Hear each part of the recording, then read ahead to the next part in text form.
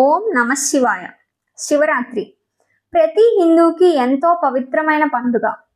ఇది ప్రతి సంవత్సరం మాఘమాసం కృష్ణపక్షం చతుర్దశి తిథి యందు వస్తుంది. ఈ రోజున చాలా మంది ఉపవాసం ఉండాలనుకుంటారు. అసలు ఉపవాసం ఎందుకు ఉండాలి? దానివల్ల కలిగే లాభాలేంటి? అసలు ఈ రోజే ఉపవాసం ఎందుకు ఉండాలి అనేది ఇప్పుడు మనం తెలుసుకుందాం. శివరాత్రి అనేది శీతాకాలం నుంచి వసంత ఋతువుకు మారే మధ్య సమయం, అనగా ఇంగ్లీష్ క్యాలెండర్ ప్రకారం ఫిబ్రవరి లేదా మార్చి నెలల్లో వస్తుంది. ఈ సమయంలో శరీరం యొక్క శక్తి మరియు జీవక్రియల్లో అనేక మార్పులు వస్తాయి. రాబోయే ఋతుమార్పులకు మన శరీరాన్ని సిద్ధంగా ఉండేటట్లు చేస్తుంది. ఇంకా దీనివల్ల అనేక ప్రయోజనాలు కూడా ఉన్నాయి. అవి కూడా మనం తెలుసుకుందాం. అందులో మొదటిది శరీర శుద్ధి.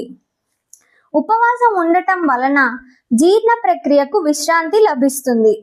ఇది శరీరంలోని విష పదార్థాలను తొలగించడానికి సమయాన్ని ఇస్తుంది. అంటే మనలోని పాత కణాలను బయటకు పంపించి కొత్త కణాలు ఉత్పత్తి అయ్యేలా చేస్తుంది. ఇంకా క్యాన్సర్ లాంటి ప్రమాదకర వ్యాధులు కూడా మనకి రాకుండా నివారిస్తుంది. రెండవది జీర్ణ ఆరోగ్యాన్ని మెరుగుపరుస్తుంది. ఎక్కువ ఆహారం లేదా ఎక్కువసేపు జీర్ణమయ్యే ఆహార పదార్థాలను తీసుకోవడం వల్ల మన జీర్ణ వ్యవస్థపై ఒత్తిడి పడుతుంది. ఉపవాసం వల్ల జీర్ణక్రియ జరిపే అవయవాలు, అనగా పెద్ద ప్రేగు, చిన్న ప్రేగు, లివర్ లాంటి వాటికి కూడా విశ్రాంతి లభిస్తుంది. దీనివల్ల వాటి సామర్థ్యం మరింత మెరుగవుతుంది. మూడవది మానసిక స్పష్టతను మెరుగుపరుస్తుంది. మనకి ఏకాగ్రత మరియు మానసిక స్పష్టత అనేవి పెరుగుతాయి. ఉపవాసం మరియు జాగరణ కలిసి మనలోని ఆధ్యాత్మిక అవగాహనను పెంచడంలో సహాయపడతాయి. నాలుగవది మన శరీర శక్తిని కూడా సమతుల్యంగా ఉండేటట్లు చేస్తుంది. ఐదవది రోగనిరోధక శక్తిని పెంచుతుంది.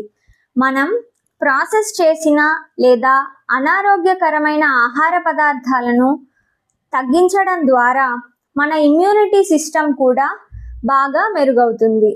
ఆరవది రక్తంలోని చక్కెర స్థాయిలను నియంత్రిస్తుంది. అంటే ఉపవాస సమయంలో మనం రిఫైన్డ్ కార్బోహైడ్రేట్స్ మరియు చక్కెర ఎక్కువ శాతం ఉండే పదార్థాలను స్వీకరించాం.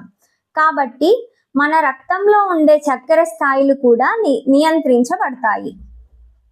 ఇంకా ప్యాంక్రియాస్ అనే గ్రంథి కూడా ఇన్సులిన్ ఉత్పత్తులను పెంచుతుంది. ఏడవది భార నిర్వహణలో సహాయపడుతుంది. మనం ఏమీ తినకుండా ఉండటం చేత మనలోని క్యాలరీలు కూడా తగ్గుతాయి. ఇంకా కొవ్వుల ఉత్పత్తి కూడా తగ్గుతుంది. దీనివల్ల మనం కొంచెం బరువు తగ్గే అవకాశం కూడా ఉంది.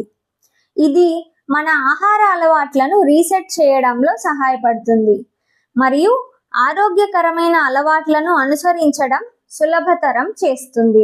ఎనిమిదవది మానసిక ప్రయోజనాలు. ఉపవాసం తరచుగా మానసిక శాంతితో మరియు మనం సాధించిన అనుభూతితో ముడిపడి ఉంటుంది.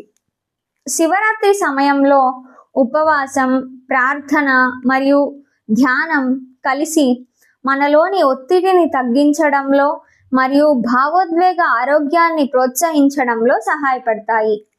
పూర్తి ఉపవాసం వీలు కాని వారు సాత్వికమైన ఆహారాలు, అనగా పాలు, పండ్లు, కొబ్బరి నీళ్లు, మంచినీరు వంటివి తీసుకోవడం మంచిది. శివరాత్రి ఉపవాసం కేవలం ఆధ్యాత్మిక పద్ధతి మాత్రమే కాదు, ఇది శాస్త్రీయంగా కూడా ఎంతో ప్రయోజనకరమైనది. ఇది శరీరాన్ని శుద్ధి చేయడం, జీర్ణశక్తిని మెరుగుపరచడం మరియు రోగనిరోధక శక్తిని పెంచడం ద్వారా మన శారీరక ఆరోగ్యానికి ఎంతో సహాయపడుతుంది. అదేవిధంగా మానసిక స్పష్టత మరియు భావోద్వేగ సమతుల్యతను కూడా మెరుగుపరుస్తుంది. ఈ ఆధ్యాత్మిక మరియు శాస్త్రీయ ప్రయోజనాల కలయిక శివరాత్రి ఉపవాసానికి మరింత నాణ్యతను చేకూరుస్తుంది.